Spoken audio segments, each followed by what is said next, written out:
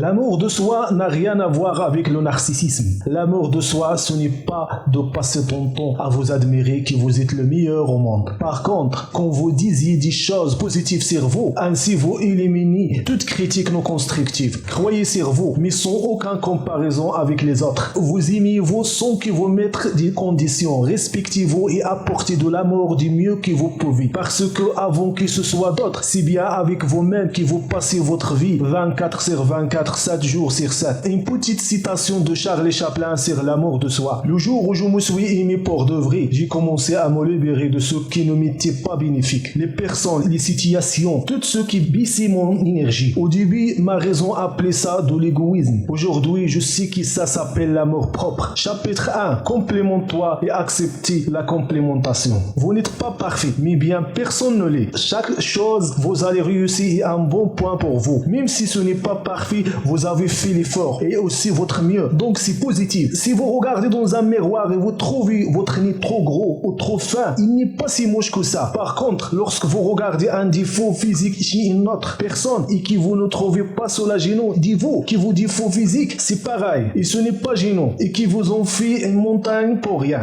Avez-vous regardé un insecte de près avec une loupe ou sur la grandisseur de photos sur ton ordinateur? Ils ont parfois de drôles têtes, mais ils ne se dérangent pas pour autant et ils vivent fièrement leur vie. Chapitre 2. Le verre à moitié plein et l'autre à moitié vide. Connaissez-vous l'histoire du verre à moitié plein et l'autre à moitié vide? Celui qui voit la moitié plein n'a pas plus raison que celui qui voit la moitié vide. Il ne fait que se concentrer sur une des deux parties, ce qui a pour effet de rendre celle-ci plus important dans son esprit. Pour une personne pessimiste, le verre est à moitié vide. Pour une personne optimiste, le verre est à moitié plein. Malgré tout, voir la partie pleine a des sérieux avantages. Chapitre 3. Croyances limitantes. Si vous ne ressentez pas l'amour de soi, c'est que vous portez en vous des limitations, des blessures du passé, des apprentissages provenant de ton éducation, des manques quand vous êtes enfant, un complexe d'infériorité et des croyances limitantes. Ces limitations viennent obstruer la bonne circulation de l'amour en soi. Vous allez avoir plus ou moins de limitations, mais commencez à augmenter l'amour de soi au-delà de vos limitations. Vous allez remplacer d'abord soi-même avec d'amour en soi, que l'on peut ensuite ressortir d'amour pour les autres. Pour pouvoir donner de l'amour, il faut déjà en avoir. On ne peut pas remplir des verres d'eau si notre récipient est vide. Mais si on prend soin de remplir d'abord son propre récipient, alors on peut diffuser d'amour pour les autres. Chapitre 4. Pourquoi l'estime de soi est-il important? La réponse est simple. Parce que l'estime de soi est présente dans tout ce que nous faisons. C'est comme un ingrédient secret qu'on ajoute à ces recettes, le même que nous ajoutons à toutes nos actions. Ainsi, la façon dont nous nous voyons va conditionner les objectifs que nous nous fixons et notre façon de traiter les autres. Ainsi, si nous avons une faible estime de nous-mêmes, nous préférons nous fixer des objectifs en dessous de notre capacité d'accomplissement. D'un autre côté, cela réduira les possibilités de sortir de notre zone de confort. Une faible estime de nous-mêmes affectera également les relations que nous entretenons avec les autres. C'est une source de fausse timidité, une énorme croche-pied, car elle nous place en situation d'infériorité par rapport aux autres et nous fait agir en tant que tel. De plus, une faible estime de soi engendre l'apparition de pensées négatives. Je suis sûr que vous avez déjà été témoin de ce genre de scène. Une personne reçoit une récompense qu'elle mérite. Cependant, vous pouvez voir dans ses yeux qu'elle pense le contraire. De cette façon, une image déformée négativement d'elle-même l'empêche de profiter de ce qu'elle obtenait et donc de le célébrer comme elle le mérite. Chapitre 5.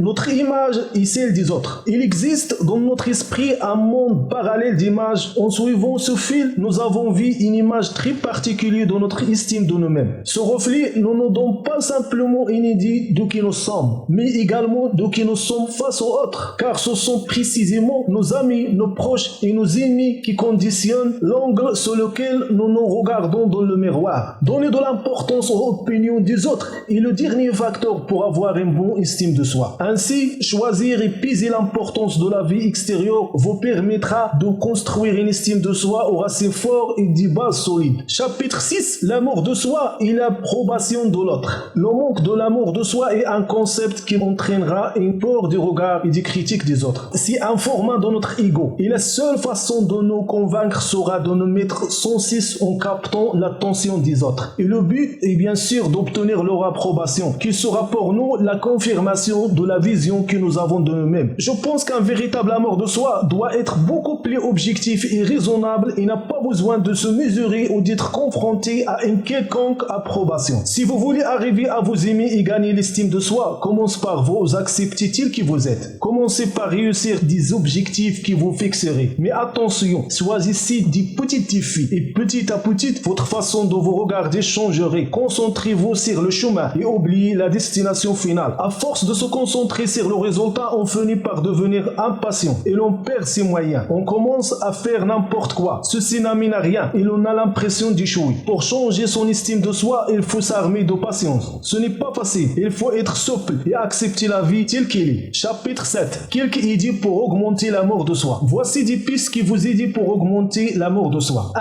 Arrêtez de vous critiquer et voir les choses positives en vous. Faire une liste de vos qualités et de vos savoir-faire. 2. Pratiquez des activités que vous aimez bien, comme des loisirs, les voyages, bénévolat, etc. 3. Prendre soin de vous par l'alimentation saine et équilibrée et des activités physiques, le repos, des séances de massage. 4. Accepter de recevoir des compliments de l'amour. Autrement dit, remplacez « je ne suis pas digne » par « je suis digne ». Observez les croyances qui vous dirigent et remplacez consciemment celles qui sont obsolètes par des nouvelles qui vous conviennent mieux. 5. Pratiquez la bienveillance, d'abord envers vous-même, puis envers les autres. Acceptez votre corps, votre visage, vos défauts. Demandez de l'aide d'un thérapeute si vous ressentez le besoin. 6. Apprendre à lâcher prise. Acceptez que vous ne puissiez pas tout contrôler. Arrêtez de chercher à être parfait en tout pour vous confronter à un idéal qui n'est pas vous-même. En fait, cherchez plutôt à être soi-même. À la fin, l'amour de soi consiste à reconnaître ses qualités et accepter ses défauts. Ceci pousse l'individu à vouloir être potentiellement aimé par l'autre. Non seulement il va entrer dans un jeu de séduction pour être aimé, mais il repoussera toute tentative de dépréciation exercée à l'encontre de sa personne. Il prendra soin de lui, se mettra en valeur et se pensera digne de l'amour d'un autre. Sans amour de soi, il est impossible de s'aimer et encore moins d'aimer les autres. L'amour de soi demeure une valeur sûre pour affronter la vie, quels que soient les événements, les obstacles et l'échec. Pour changer son estime de soi, il faut s'armer de patience. Ce n'est pas facile. Il faut être souple et accepter la vie